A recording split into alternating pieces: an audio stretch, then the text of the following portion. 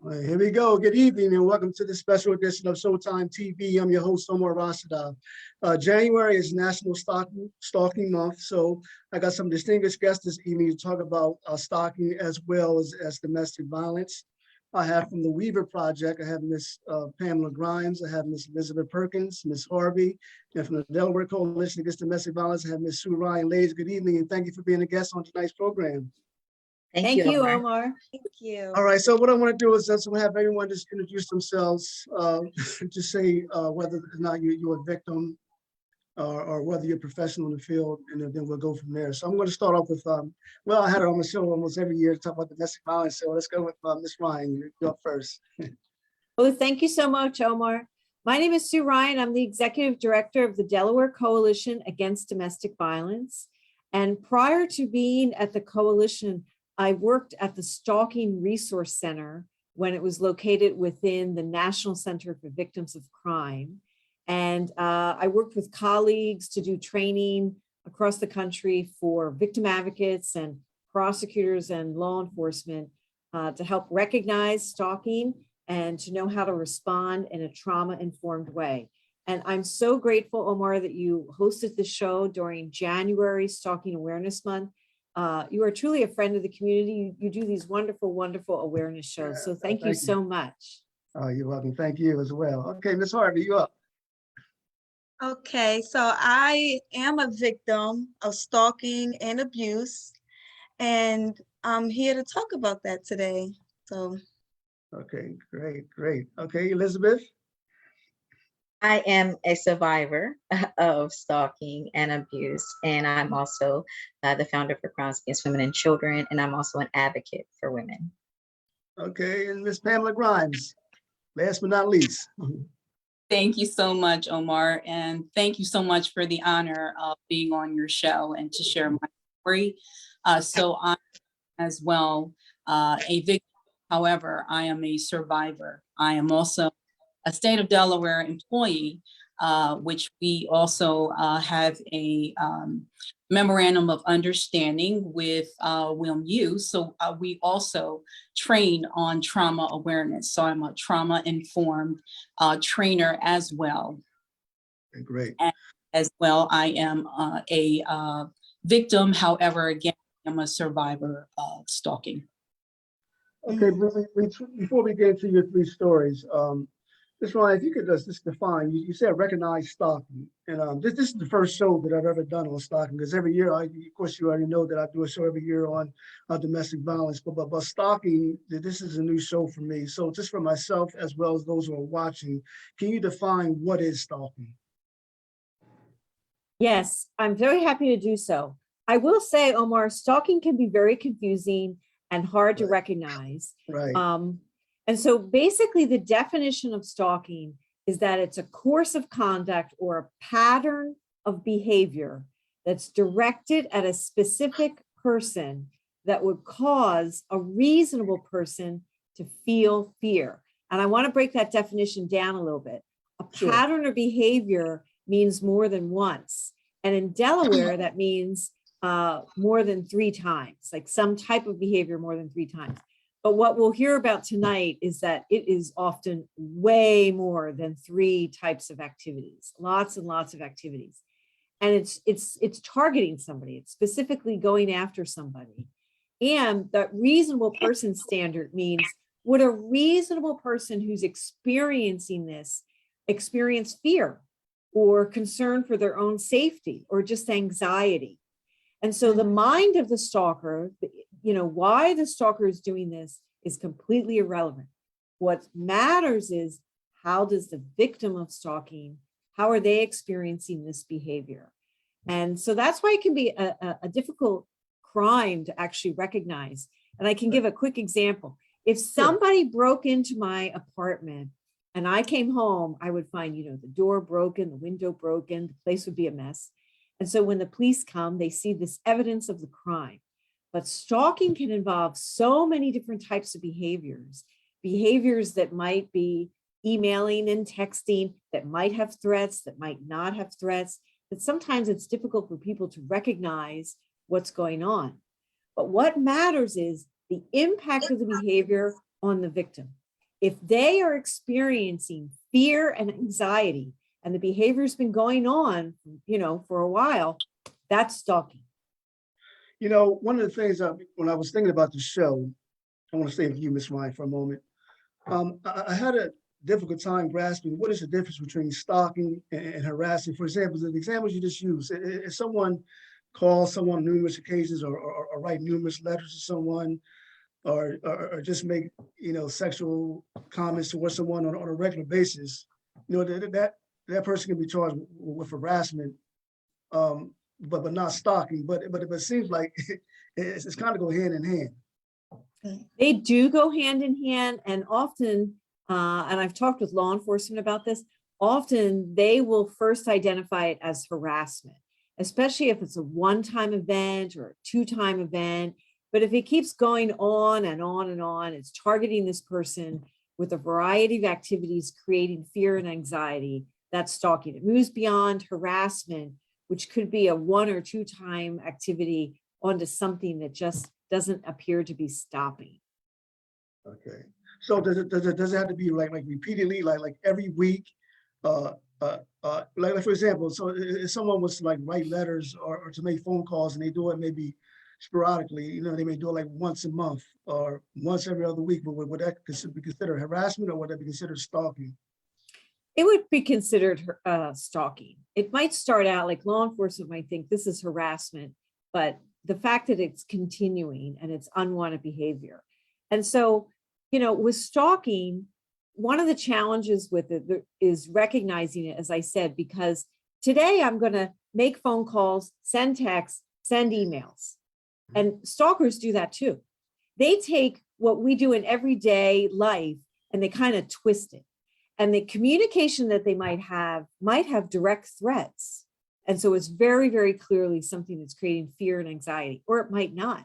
It might be messages that from the outside looking in appear to be romantic or neutral, but to the victim, to the person who's receiving it, they know what the hidden message is and they're terrified by it. And it can involve all kinds of behavior, following someone, tracking them with GPS, sending them emails, sending them texts, sending them photos, using third parties to track them, all different types of behavior. That's one of the terrible things about stalking, that it involves all different types of behavior. Okay, so we'll start off with Ms. Harvey. If you can share your story. Tell us about your story as a victim of being stalked. Okay, well, this is the first time I'm sharing my story, so Okay. it's gonna be a little emotional, but I was Okay. actually stalked by a family member of mine. Oh. She was my cousin. She is my cousin, actually. We were very close. We lived together. And I found out she was doing things to me that I didn't appreciate. And I cut her off completely.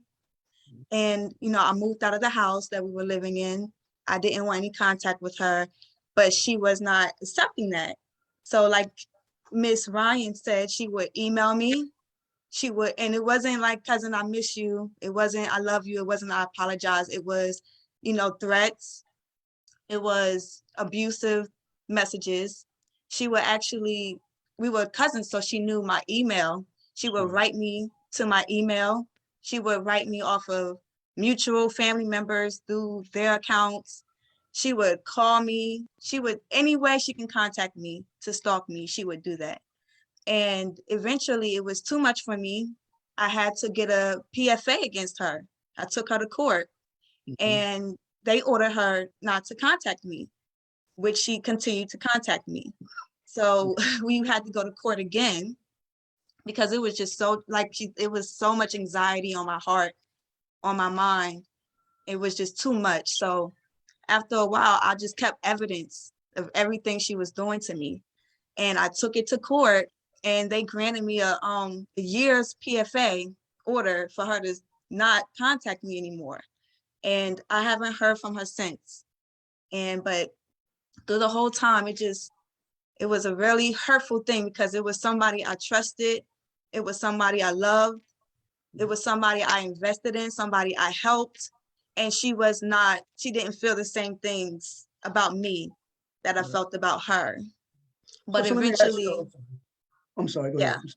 No, eventually I got away from her and she left me alone through them telling her that they will arrest her if Right. she, contacted me again, and she listened, Yeah, so let me, fortunately. right, so let me ask you a two-part question.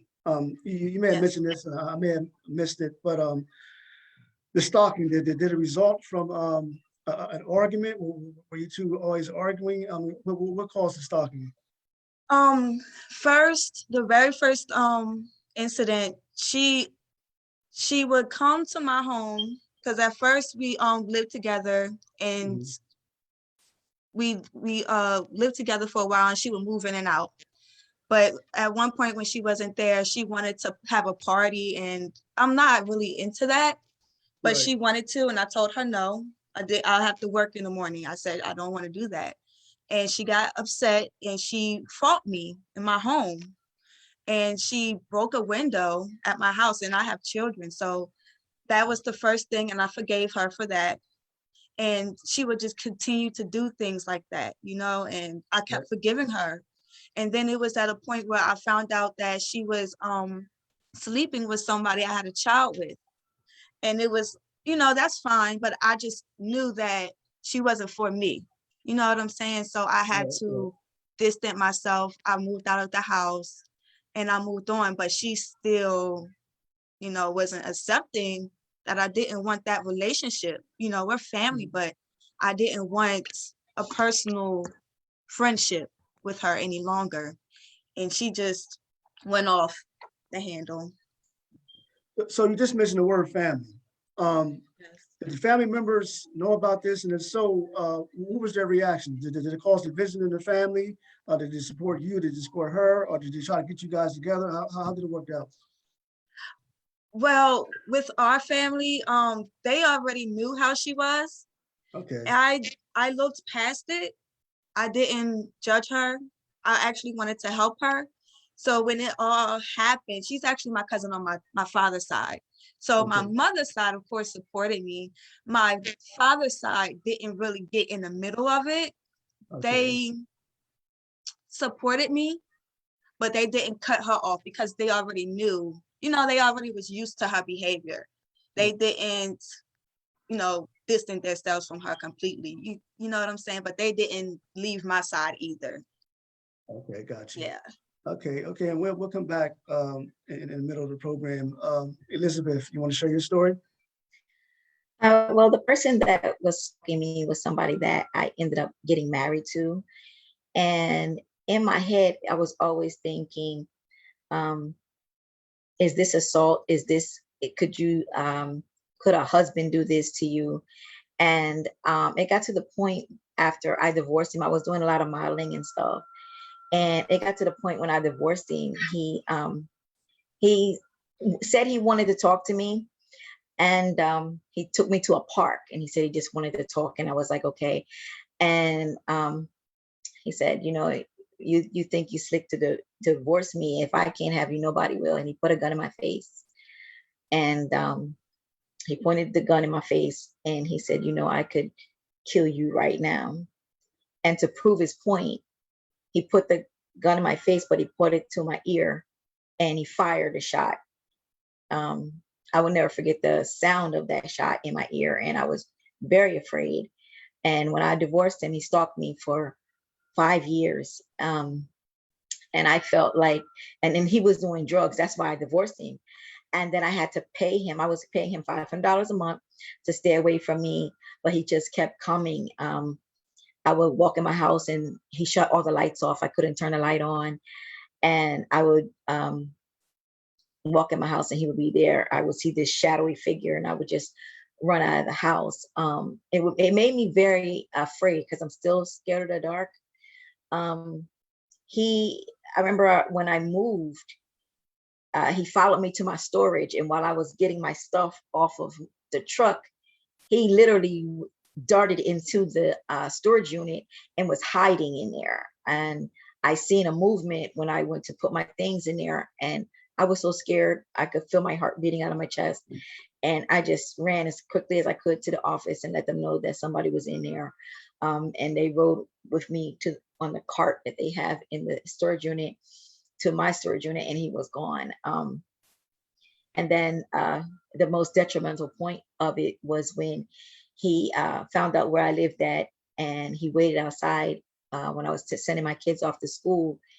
And I was with my youngest son, and my son was waiting for me in the car. I was getting my things, and I came out. He was in my car in the driver's seat, and I told him that he has to get out of my car. And he said, "No, I just want to talk to you." He literally stole my car. He went to a store, bought a buck knife. He told my son that he would give this knife to my son. He took my son to school and came back. And by this time, I had called the police and reported my car stolen and things like that. And sometimes the police are waiting outside your house for a while, and I thought it was the police coming back to my house. He had the audacity to come back to my house, and when I opened the door, he grabbed me by my arm and twisted it, forced me up the stairs, and he was going to rape me and stab me to death with this buck knife. And I was very afraid, and this happened in 05. Wow.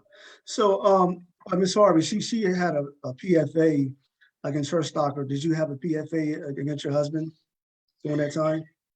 Yeah, he was arrested. The police, I literally talked him out of hurting me. I talked him, I'm an insomniac. Like I said, I'm very afraid of the dark, and I got him to take some sleeping pills, and that's when I made my way to get out of the house. He literally, the sleeping pills started to work on him. I pretended to take them, and he was asleep in the house when the police came and they arrested him. The state literally put a PFA on him, so he's not allowed to live in the state that I live in now. Right. And he does have a PFA on him for the rest of my life. So if something happens to me, he's going to be the first person they look at. Now, you mentioned children. So I would assume that you two have children together. So, I mean, how did that work? Because he's the father and you're the mother. So in a way, I guess there still have to be some ongoing communication between you two, despite the PFA, because you have children together. How'd you work that out? That is the scary part of it, because of the stalking and with the children and things like that. And the children, they didn't understand, and I really didn't want to scare them. So they just was saying, "Mom, just listen to dad, just talk to dad." And that was hard to come through with my children, not to share that information, because I had to be the brave one.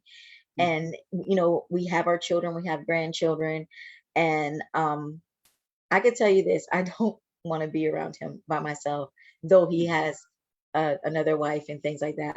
I wouldn't feel safe around him by myself. Right. So the fear is still there. Definitely. Okay. We'll come back to you as well. Pamela, you want to go next? Yes. So my story starts with on the cusp of a 2-hour brutal assault while my children were upstairs asleep. My ex-husband beat me about my face, my head, and my back, causing a concussion. So I fought for literally 2 hours, and my 2 boys, who I have named my guardian angels, who were 9/11 then, came up with a plan to find an old cell phone, and they called 911 on their father. So that was in October of 2010. The next day, of course, obviously the police came and they arrested him, and they put on, the Newcastle County Police put the PFA on him, not me. I didn't even know what that acronym meant. The next day, while I was in the emergency room, he broke in. The next months of my life were looking over my shoulder. So that was in October. In February, a neighbor visited and happened to see his vehicle parked across the road with his lights off. He was sitting there stalking. Then another month later, he was sitting across the street with his lights off. This time he was a bit closer. My two sons, who then literally grew up within 2 hours after the assault, chased, at that time he was my husband, now ex-husband, chased their father off as he drove up the road backwards to get away.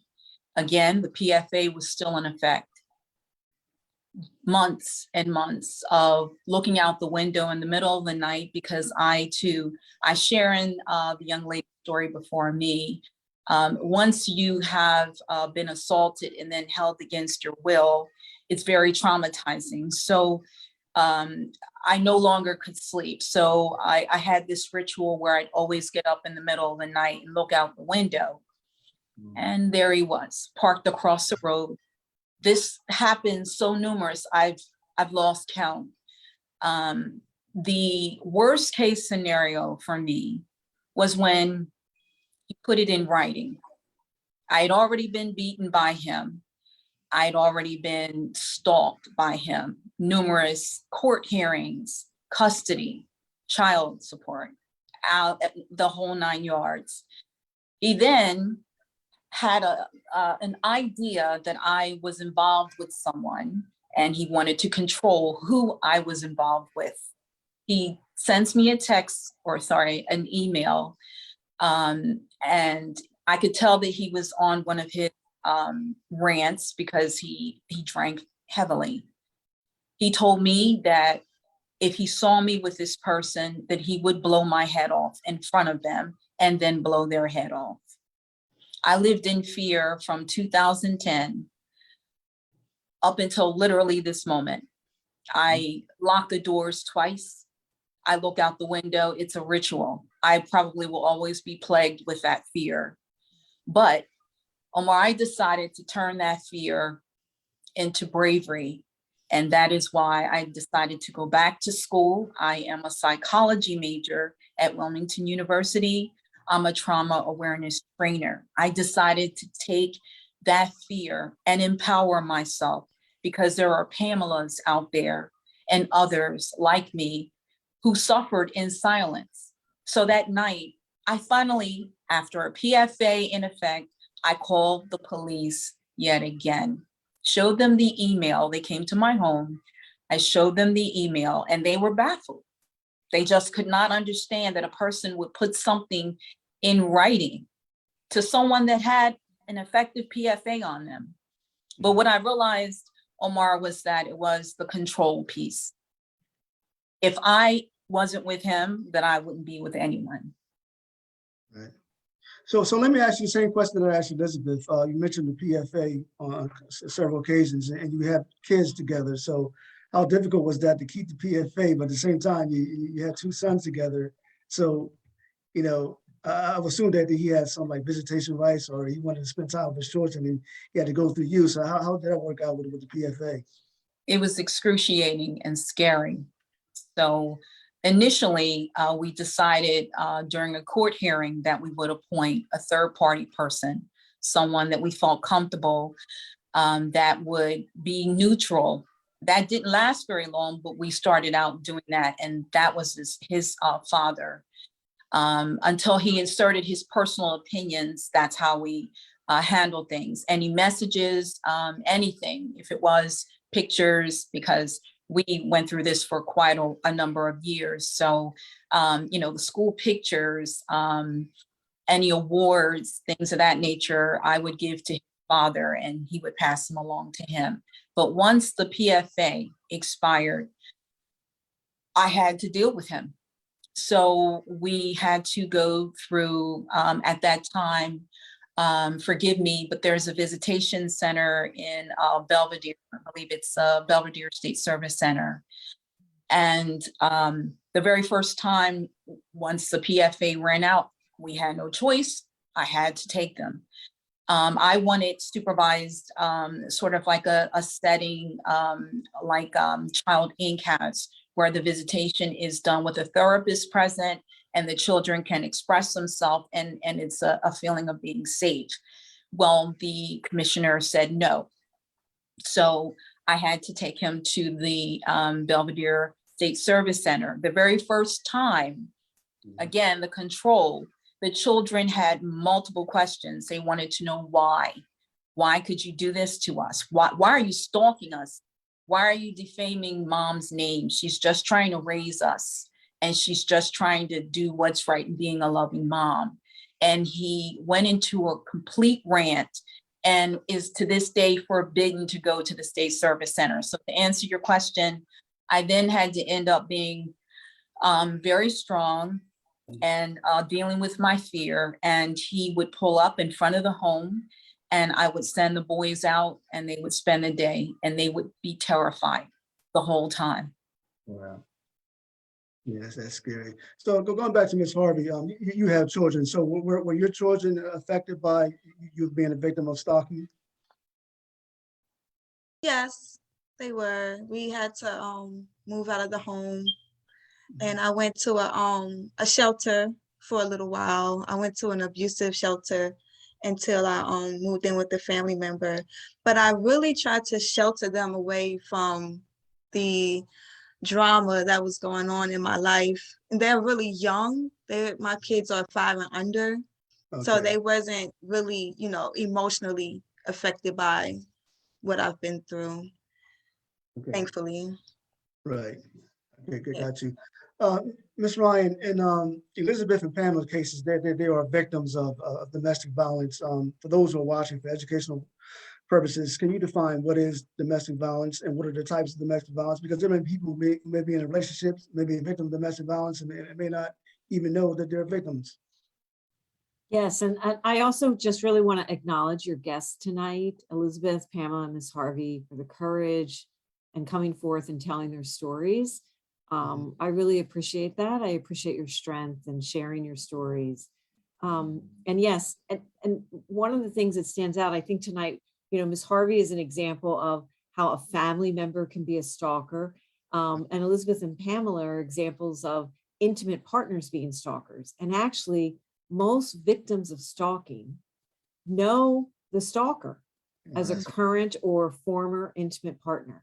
And that's an important statistic, because if we think about who knows us best, who knows our telephone number, the password to our computer and our phone, where we work, our schedule for working, where our kids go to school, it's our intimate partner. It's our current or former intimate partner. And they use that knowledge to gain access, to show up at the school, to show up at work, to follow us on our routines, to access our computers or our phones. They use that information that they've gained through the relationship. And many people will sometimes think, well, the intimate partner would be less dangerous. Actually, they are the most dangerous stalkers. They're more likely to have criminal records. They're more likely to abuse substances. They're more likely to be threatening to the victim and then to follow through on those threats. And there's this sense of entitlement, this sense of, I know you and I have control over you, so I can show up at your house at any time. And I can show up at your work and interrupt your job.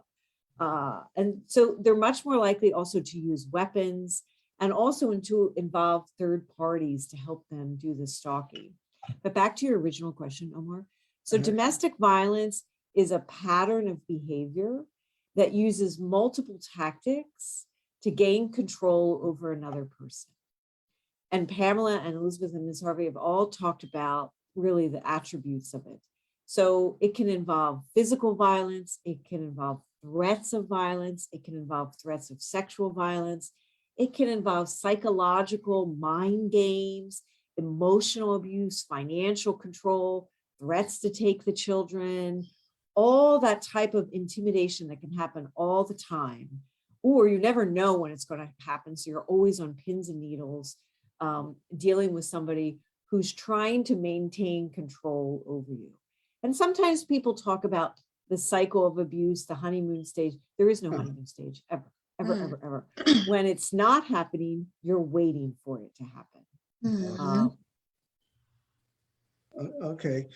One of the intriguing things that I've just listening to Pamela and Elizabeth's stories is that I want to focus on abuser for a moment. Is that the abuse continued even after the divorce. So something, I'm thinking domestic violence. I'm thinking maybe boyfriend and husband, you know, they're together. But when the divorce happens, I'm thinking, well, maybe they just go to separate ways. But in those two cases, the abuser kept going. So how often did Ms. Ryan, did you see cases where the abuser, even though the relationship is divorced or over, did they continue to be abusers? In most cases. In Wow. most cases, they continue because as Pamela and Elizabeth have highlighted, it is really about control and wanting to maintain that control. And after separation, it can be particularly dangerous because they feel like they've lost control. And so their tactics can escalate because they're trying to regain either physical or emotional or financial control over the other individual. Mhm. You know, just listen to all three of your stories. Two words come in my mind: trauma and post-traumatic stress disorder. Um, I want to know, have you three sought for professional counseling, maybe during the abuse or even after the abuse? Have you sought counseling, therapy? Because, you know, so some of you, you're still living in fear, and you still may have nightmares. And this is something that's not going to go away for overnight. So I want to ask you three, whoever wants to start off, have you sought professional counseling, or are you currently seeking professional counseling? Whoever wants to go first can. Well, I did seek counseling when I uh, was with my husband before I divorced him, and I seek counseling after. It's the manipulation. It's that he has with the children to get to me because he knows the love of his children, and it's the sheer fact that, and I've never shared this with anybody, but the sheer fact that he married one of my good friends to spite me and Mm. to and I believe now that she's still going through some things, but I don't say anything because I just don't want him to come back at me. Um, Sometimes when he does come into uh, my state to see the children, he will stop past my house, and I'm just like, oh, it just cringes me. It's just something that I'm never going to. I know I'm not going, and I've gotten therapy 3 times. You know, for my own sanity. I can't sleep. I'm an insomniac, scared of the dark. It's continuous because he is family. Right. Well, you said something earlier that I want to touch on. Ms. Ryan mentioned financial abuse, and you said that you were giving him, I believe it was $500 to stay away from you. Yeah. Well, He had a coke. Uh, I can't say it's a disorder. He had a drug addiction, and I thought if I paid him to keep him away from me, he would be in his drug addiction and forget about me. But once the money was gone and the drugs was gone, he would be right back at me. He actually loosened the lug nuts on my car. ooh, I was on 95. I could have died. He said it's just as easy as that. So yeah. right. Okay, Pam, Ms. Harvey, have you two sought any professional counseling or therapy as a Well, result of being stuck in abuse? I'm sorry, yes, go ahead. it's court ordered. I had no other choice through an amazing organization called Jewish Family Services. So we initially had, I guess, family-based on trauma therapy. And then I had my one-on-one sessions as, of course, head of the household and because of the trauma. So I would have 2 sessions, one with the boys and then one just one-on-one. And that lasted for about 2 years after the assault. And I believe in saying it's okay to not be okay. So I reached out we have an EAP program, and through our EAP program, if I feel the need that I need to talk to someone, but I have family, so I have a great support system. So when I do feel like I just need to vent or I feel like I'm in fear, I have a great family members that I consult with, but yeah, I do share in your pain. At times I do find myself still looking out the door, out the window, and double checking the locks. And I guess I thought that was just a safety precaution, but it really is a symptom of PTSD. So it's a work in progress. So I will just say it does start with saying that it's okay to not be okay. And when you really feel overwhelmed, I admit it, I will go seek help or just talk to a family member to get those feelings out. All right, Ms. Harvey? Well, after my situation with my family member, I was in a abusive relationship, and that relationship really took my anxiety to another level. I was very, very scared all of the time, but we did have good times. And within that one day, we was having a good time. And I said to myself, I said, Shawan, if if he touches me again or something happens again, I'm going to leave the situation. And the very next day it happened and I left that situation. But what I did was I asked myself, I said, why do I keep getting into these situations? Why do I keep surrounding myself with people that are doing this to me? And that made me sit back last year. I didn't go to counseling, but I did do some self-loving on myself. I had to really dig deep into myself and find out what was going on with me. And I realized I was depressed for a very long time. Right. And I spoke to my dad and he said, Sharon, you have to start at the basics. You have to go back to, brushing your teeth every day, taking a shower every day, doing your hair every day, putting on your makeup, doing things that you love. And that's what I've been doing. And that has really helped me, even though I do suggest counseling. I probably should go see a counselor, but that's what helped me find myself and get back to myself. And with my abuser, he's the father of my child, and has grown. I've seen growth in him.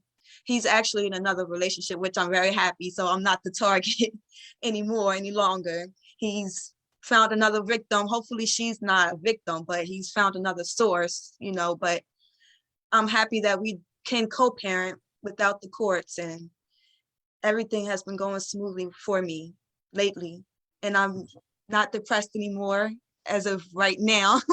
I've been going back to school. I'm starting all kinds of things with Miss Elizabeth. She's helped me tremendously. I'm just in an amazing place right now, but I'm not opposed to counseling. I think it would be really good for me actually, but not at the moment, not yet. Okay, Ms. Ryan, all three of these ladies are victims of domestic violence and stalking. Could you educate those who are watching? What are some early warning signs that someone may be an abuser or someone may be a stalker? Well, wouldn't it be great if they just had a big A on their forehead? But Right. they don't. And so, I mean, the relationship can start out really normal. It can seem like a lot of love and a lot of, connection, and then it can turn suddenly, or it can turn gradually. Every relationship is different. But, some red flags can be, a lot of controlling, wanting to know where you're at, who you were with, why you had to work late, who your coworkers are, waiting for you outside of work, waiting for you at the bus stop, reading your text, taking your phone, reading your email. Like you don't have any sense of personal privacy. Right. Encouraging you not to see family, discouraging you from seeing friends. And that's part of kind of the isolation, pulling you away from your support system so that you become really dependent on this person. It can start out, violent, or it can build to that. Again, every relationship is different. It can start out with kind of an emotional abuse and put downs and you begin to really question yourself and wonder what's wrong with me. And if I just tried to do something better, and you can never seem to do things right, you're always being blamed. Or it can really start out with some horrible intimidation to do harm to you physically, or even to take the children, put downs, controlling the finances so that you don't have any economic freedom, just really surrounding you. And again, and I'm repeating myself, it can build to that, or Right. it can be sudden overnight. But jealousy, excessive jealousy, a lot of controlling, trying to isolate you, these can be red flags. And also, and I know that the guests tonight have really mentioned this, when you have physical violence in a relationship, when the abuser's physically harming someone and they're stalking at the same time, that's a red flag for something might become deadly.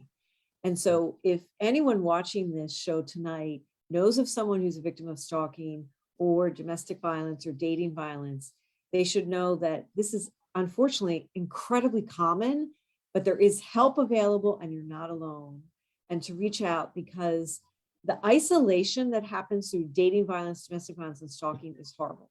It can really affect your emotional health, but to know you're not alone and that help is available in Delaware and in other states as well.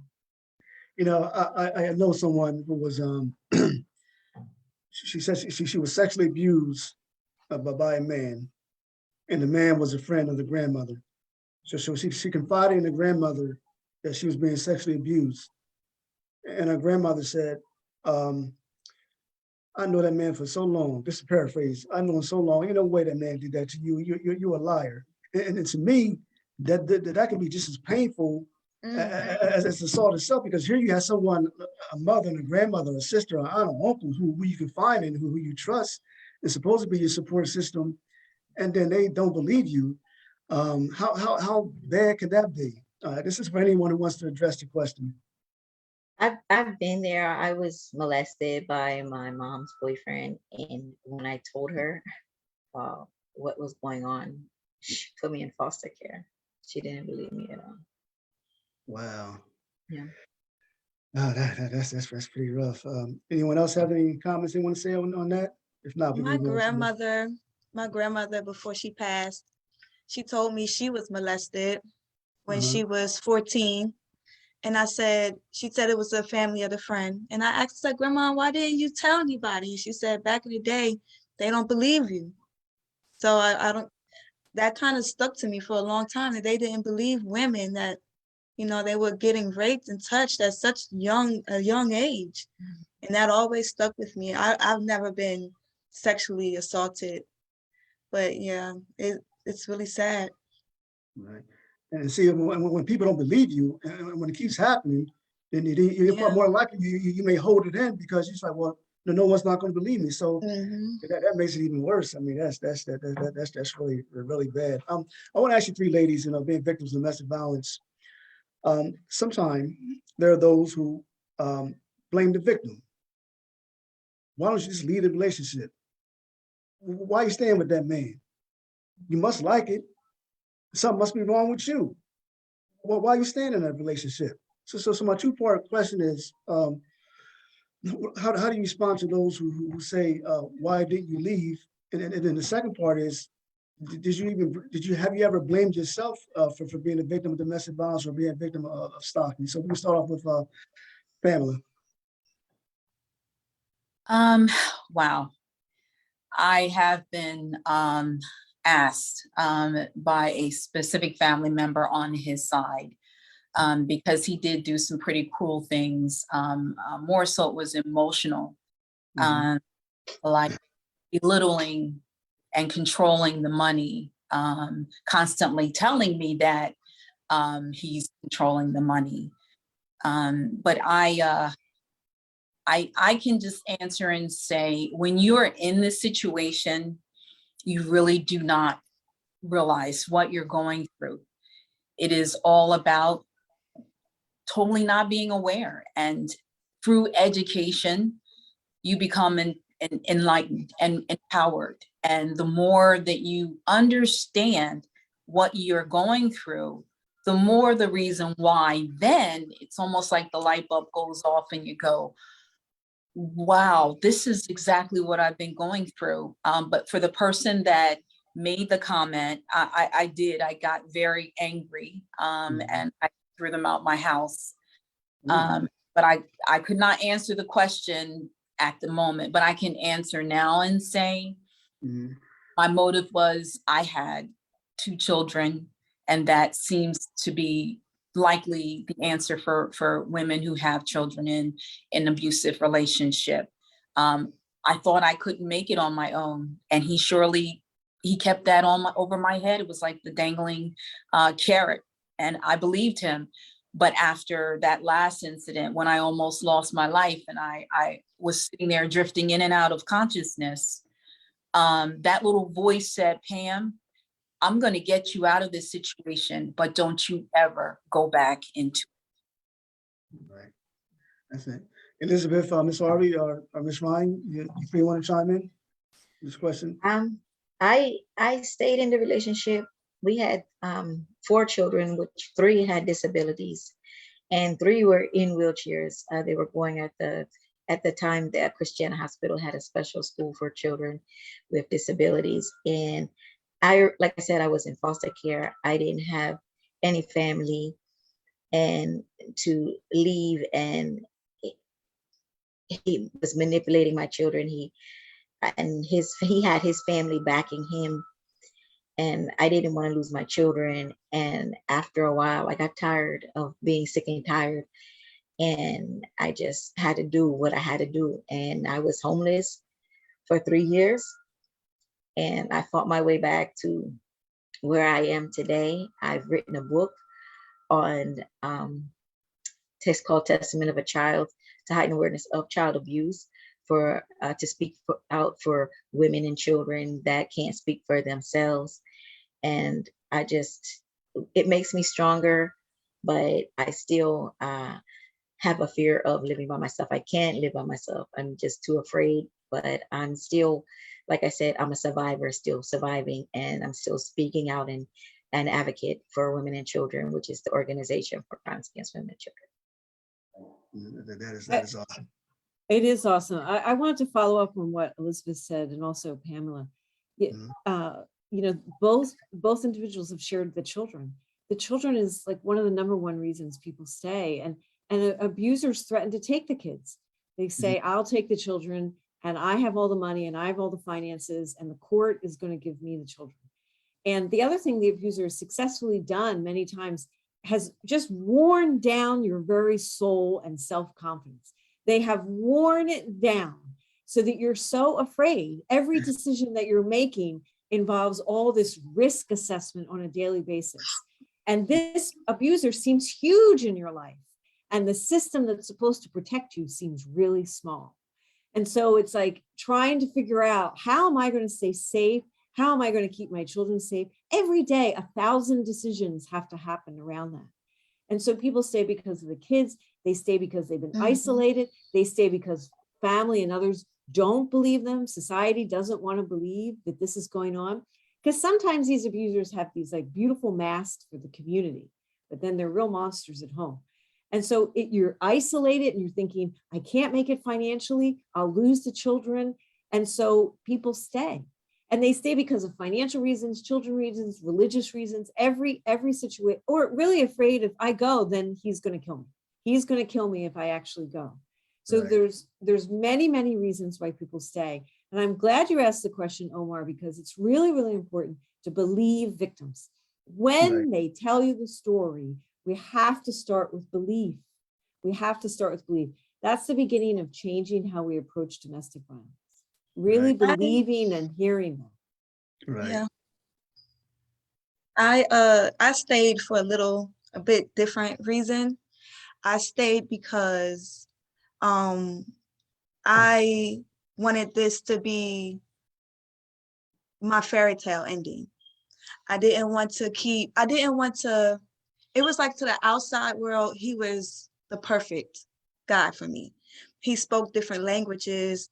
He had degrees, businesses, cars, his own place. I was pregnant by him. And I didn't want to be a single mother again. I didn't want that stigma on me again. But he gave me, no choice. I had to choose myself and I had to choose my children.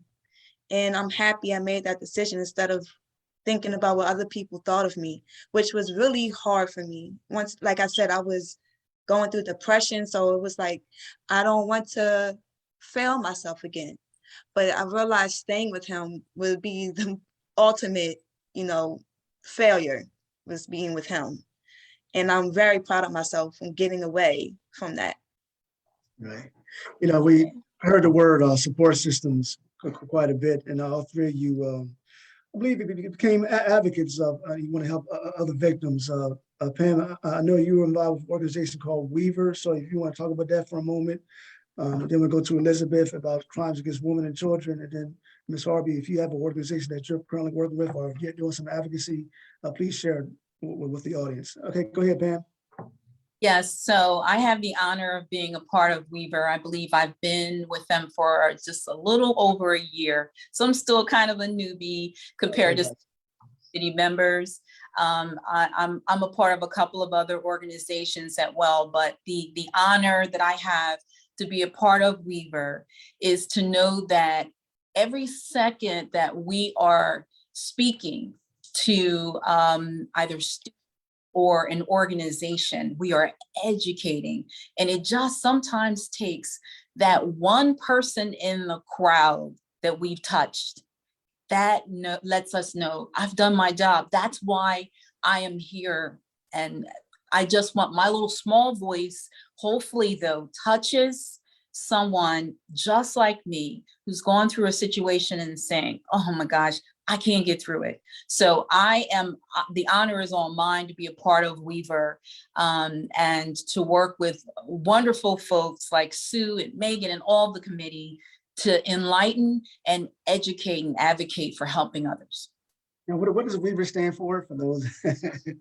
It is women empowered against, oh my gosh, okay.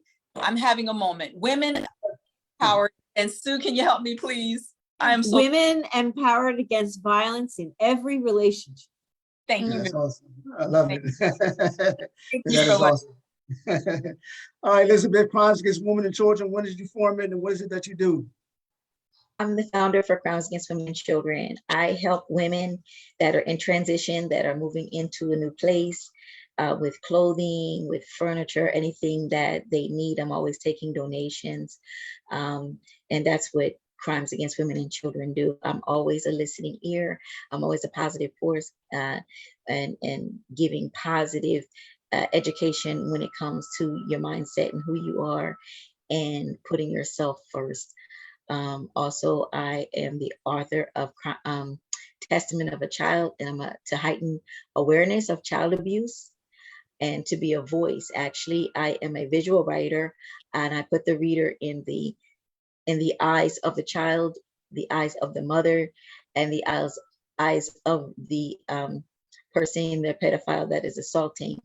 And it's a very hard book to read because I put my life in the book and to tell my story. So to know that abuse is an epidemic, it's every day, and even today when we are doing this interview. And we must remember that it is an epidemic, it is every day. And for me to know that I'm being a strong force, it builds me up to make me stronger, to look the fear in the eye and get through every day. Okay, Ms. Harvey, so are you involved in any organization doing any advocacy for victims? I am Okay. starting a project. It's not for victims, but it is for girls. Okay, I gotcha. noticed that a lot of the centers in Wilmington are like sports, like basketball, football, or like boxing and stuff. And I thought, why don't they have things for girls? So I want to open a center or like a project for girls where they can come and learn hygiene or learn to cook.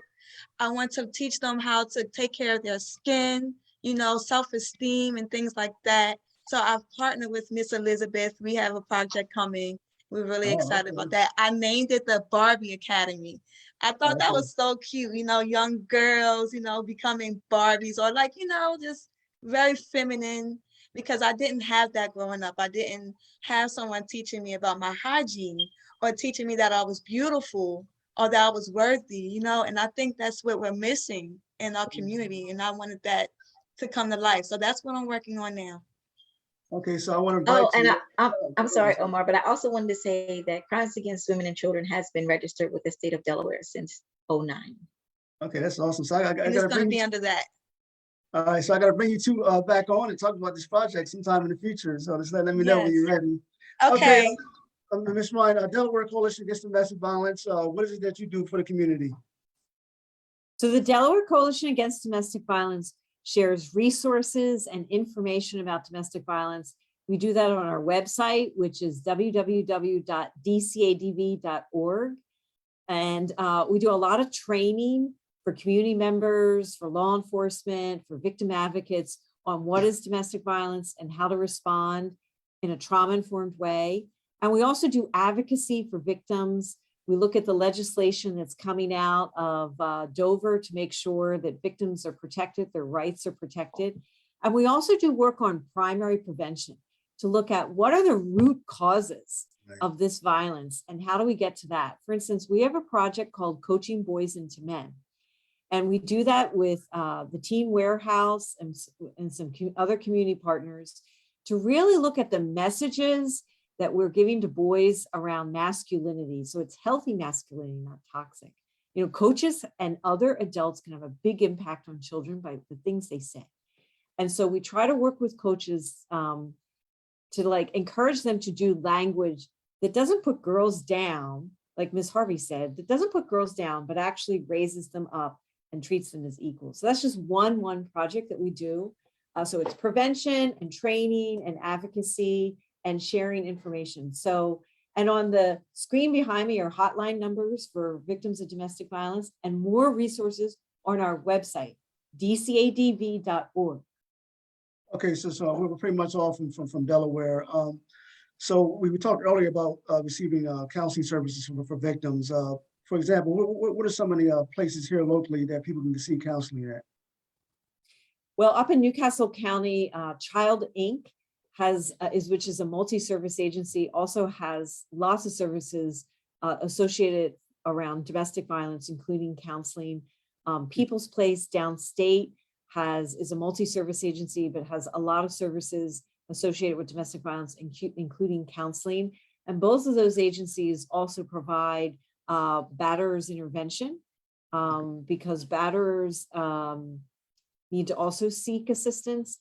Sometimes I'm glad that you talked about the trauma that this creates and that victims need to have a supportive network, Omar. That's so important that you raise that. Right. And that we shouldn't blame victims, but there are also resources out there for batterers to seek assistance and to get the help that they need as well. Now, you mentioned training. You have some very dynamic training programs. You want to mention what the training programs are? Yes, and right now, because of this COVID, our training, most of the training is actually offered virtual, but that can be good because then you can go online and take the training when it's convenient for you. We have an online system where you're able to do that. So we do a domestic violence 101 training. It's actually a series of webinars that we offer for therapists, law enforcement, DV advocates to help people understand what domestic violence looks like, and also trauma-informed responses. We do a lot of training for advocates on best practices and best ways, and also training on trauma-informed care and also vicarious trauma, the impact that it can have on the individual as well. If you go to the website, you'll see a list of some of the training. And we have training coming up in the spring, a long series of webinars that will happen that people can check out. All right, and in terms of those who are victims of stalking, is there like a health assessment for those who are victims of stalking, like a stalking assessment or anything like that? That is such a great question, Omar. There really are not enough stalking specific resources out there. Usually the way that people get help is to find assistance through a domestic violence or dating violence agency. There are assessments or risk assessments that advocates can use to help identify the level of risk. But if anyone is a victim of stalking, one of the challenges, and this came up tonight, is having people believe it, especially if it's like technology, if the person is using technology to stalk, or there isn't any overt threat, but it's just this endless, relentless contact. So one of the things we recommend is, and Miss Harvey had said this earlier, is write it down. Write it all down in a calendar or a notebook. Just document, document, document. Even if you're not sure, like you can prove it or whatever, just write down what's going on, whether it's a small matter or a big matter, because that's going to show the pattern of behavior when you're talking to an advocate or law enforcement, or you're trying to get a PFA. Just document this behavior. Right, right. Okay, I want to go back to Miss Harvey and Pam for a moment. Both of you said that you were furthering your education. Are you going for your bachelor's degree, master's degree? What school do you go to, and what degree are you seeking, or what training are you seeking? Miss Harvey? I am going for aesthetics. I am Okay. going to learn waxing, facials, eyebrows, eyelashes, Okay. things that I can teach the girls at my academy when I open it up. So I'm really Yeah. excited about that. You're getting it in, you're getting ready. All right. Yes, I'm getting ready for them. All right. Keep people looking beautiful. That's all right. That's Yes. right. Okay, Pamela. Yes, so I am a junior at WilmU. I'm a psychology major. My minor is in child advocacy.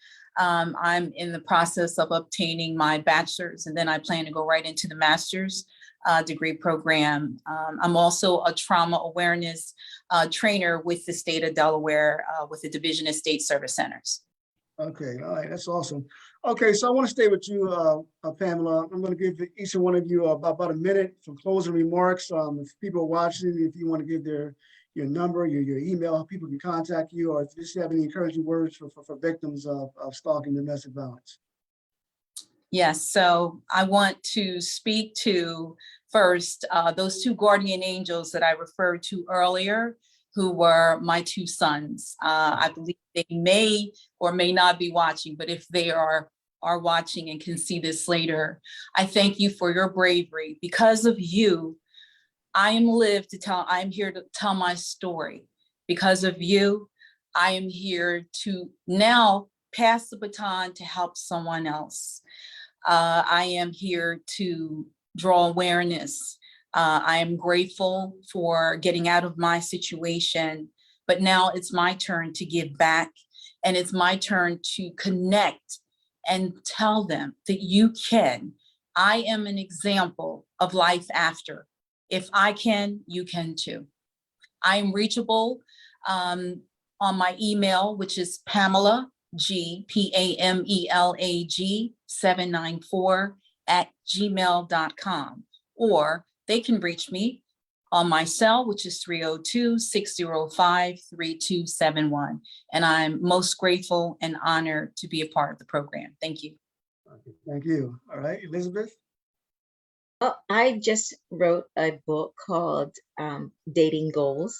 So if you wanted to date or you're looking to get married, I put a lot from A to Z in that book. I also did another book, which is Tears of a Broken Heart, Journey of Faith, and all the books that I've written. I just published 3 books at the end of last year. There's a message in there, and there's ways to notice the red flags that are going on. And if you want to get in touch with me, of course, you can get in contact with our fantastic host, Mr. Omar Rashada. All right. Okay, Miss Harvey. May I ask a question? Is that okay? Sure. Sure. So you asked me a question about my family members and what were their reactions? And my question is, it's been a while since this incident has happened, and I actually isolated myself from my father's side of the family. And I wanted to know, like, is that wrong to do, to like not speak to them because they didn't like kind of address the situation? They kind of acted like it wasn't happening. You know what I'm saying? Like, Right. should I start going back to family vacations again, or should I keep myself away from, because she goes to these vacations and things. Should I stay away or should I start going back around my family again? Okay, so I'm gonna see if my guests, if any of them have a answer for you. I would say we can never forget, but we can try to forgive, but also always be aware. That's because, like I said, when I told my mom, she put me in foster care, and I'm just starting my relationship back with her. But I am also aware of the damage that has been done to me, my panic attacks and things like that.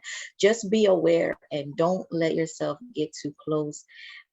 Just know that your safety is first. Right. Okay. I would say the same. Your safety is first. Yeah.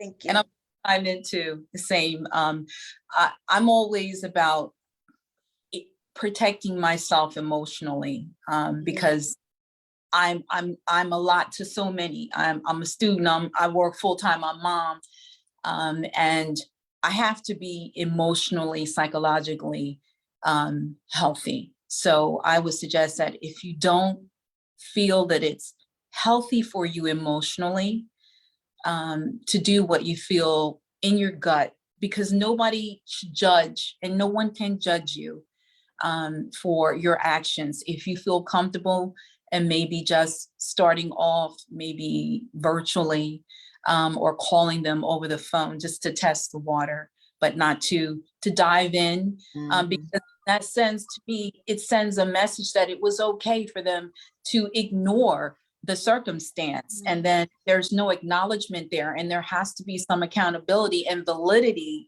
for what you experienced because of this relative. So I would say, but be wise and be. Thank you. Thank you so much. Okay, is that it? You have anything else to say, or are you good? It's Harvey. Oh, I'm good. If you need to contact me, you can contact me through Miss Elizabeth. She has all of my information. And I would like a lot of advice for my project if anybody has any. But thank you for having me on your show. I really appreciate it. No problem at all. Thank you. Okay, last but not least, Ms. Ryan, you want to close us out? Thanks so much, Omar, for the show tonight. I just want to emphasize help is available. On a national level, there is a national domestic violence hotline. Okay, It's sure. 1-800-799-SAFE, which is 7233. And then the numbers for the Delaware are on the picture behind me, but you can also find them on our website, dcadv.org. And if you want to know more about stalking, there is a national website. You can find it by typing into Google stalkingawareness.org, and it'll take you right to that website. All right, ladies, thank you thank you all for being guests. This is an awesome show, very educational, very informative, and you know, I'm quite sure I'm going to interview you ladies sometime in the future before this year is out. But thank you once again for being a guest. Thank you, Omar. Thank you, Omar. Okay, have a great week and Happy You New You Year. too. Good night. Happy You too.